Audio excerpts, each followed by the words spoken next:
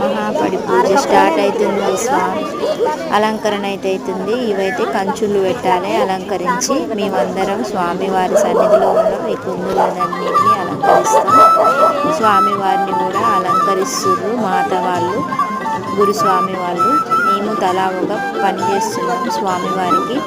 స్వాములు కూడా పనిచేస్తున్నారు. స్వామివారి అలంకరణ అయితే స్టార్ట్ అవుతుంది ఫ్రెండ్స్.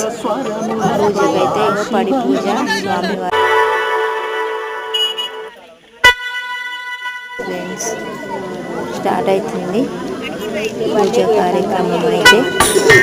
పూజ చాలా టైం పడుతుంది కదా. అలా ఒక పని స్వామివారి సన్నిధిలో మేమందరం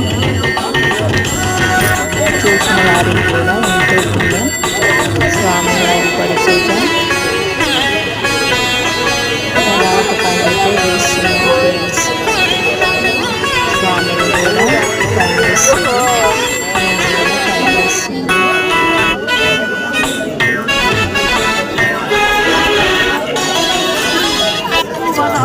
స్వామివారి పూజ అయితే సమాప్తమైంది. అలంకరణ అయితే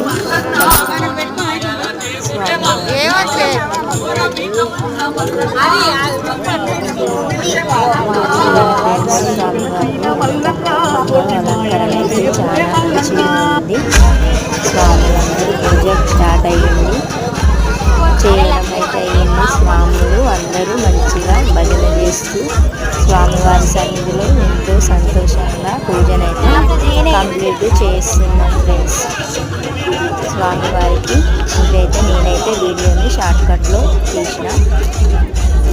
స్వామిని చూడండి ఎంత సంతోషంగా ఉల్లాసంగా స్వామివారి సన్నిధిలో భజన చేసుకుంటూ స్వామివారికి పూజ అయితే చేస్తున్నాం ఫ్రెండ్స్. పూజ అయితే అయిపోతుంది. నేనైతే కొద్దిగా షార్ట్కట్లో వీడియోని అయితే పెడుతున్నా ఫ్రెండ్స్. ఓకేనా. ఇక స్వామివారికి అయితే నైవేద్యం సమర్పిస్తున్నాం.